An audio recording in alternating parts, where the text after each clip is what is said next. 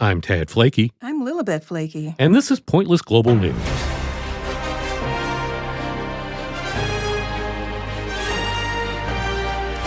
On today's show, a 3-alarm fire caused by burning sex toys on Staten Island.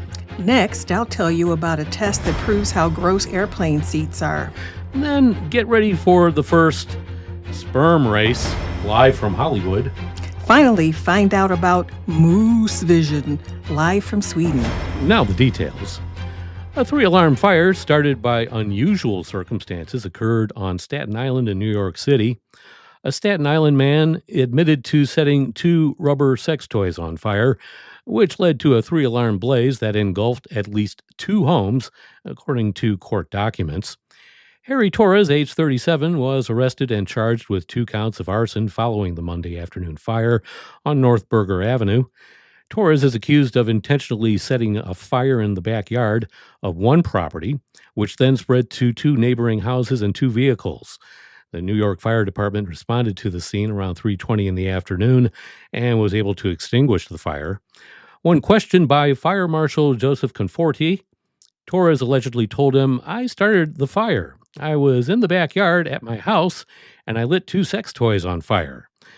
Torres was also charged with reckless endangerment and criminal mischief and was arrested on the scene.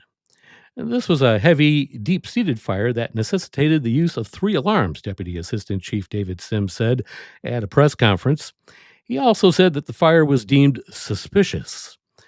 No one was inside the properties at the time of the fire, and no injuries were reported, thankfully. And now here's a little bit with some unsurprising news about airplane hygiene. Sure, flying by the seat of your pants can be fun, but just how filthy is that seat? We all know that airplanes are notoriously unsanitary. From the carpets to the overhead bins and the windows to the walls, germs abound.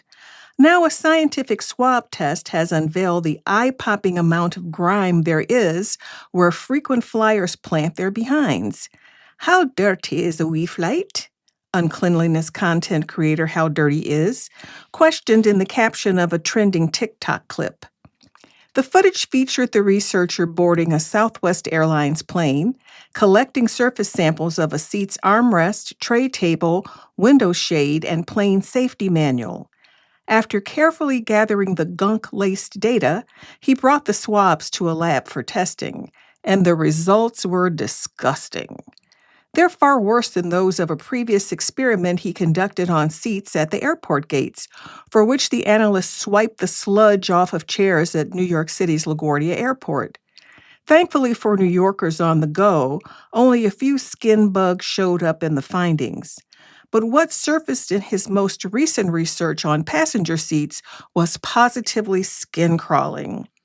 "I suggest wearing a long-sleeve shirt," said the investigator, while holding up a grimy Petri dish filled with bacteria from the airplane's armrest. It's fashionable, yet health-forward advice that an American Airlines flight attendant also offered travelers, saying, "The more you cover the surface of your skin, the more protection for your largest organ."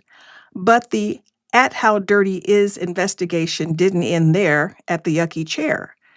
The serial swabber went on to share the revolting results of the window shade, tray table, and safety manual test, which all came back to reveal the polluted putridity that plagues an airplane tripper's seat and surroundings.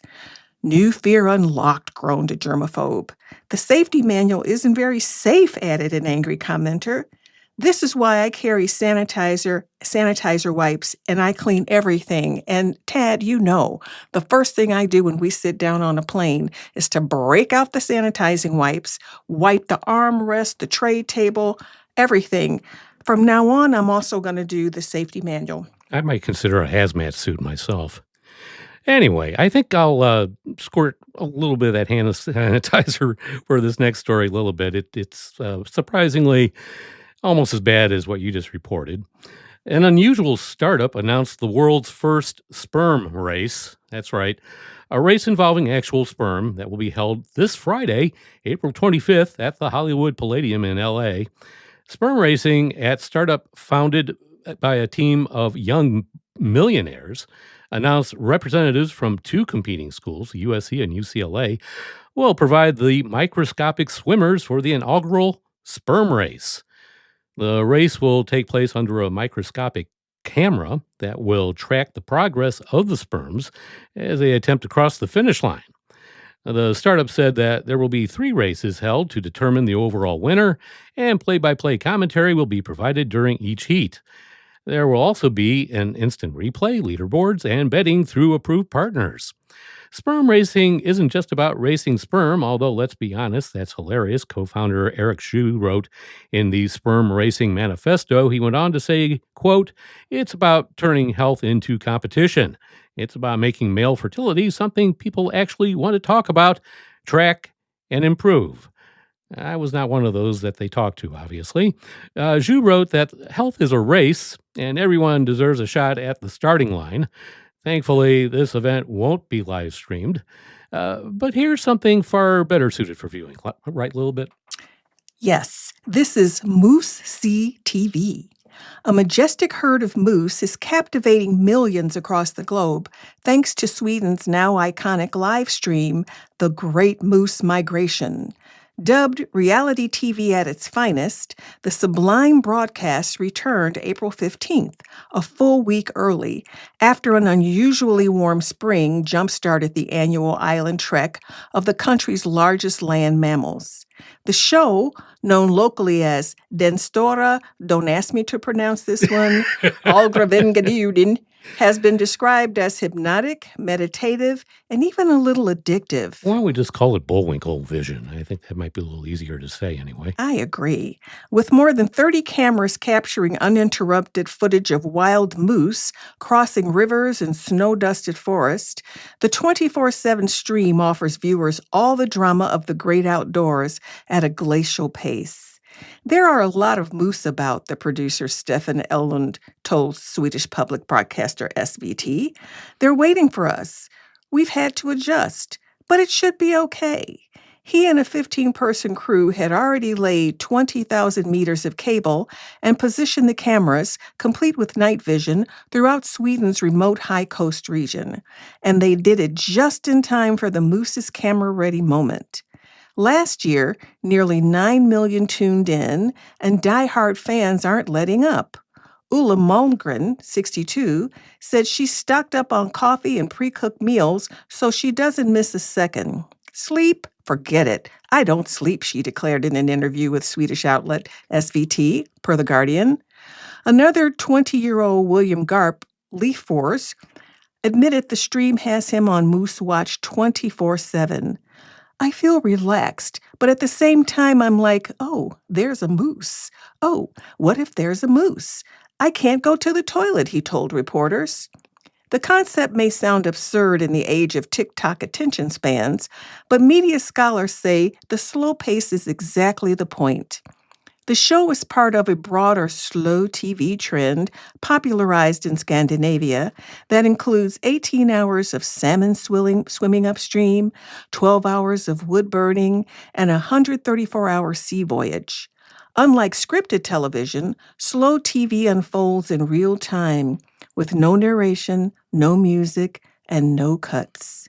If you're stuck at your desk, just open a browser and soak in the slow, snowy stillness of a Nordic forest.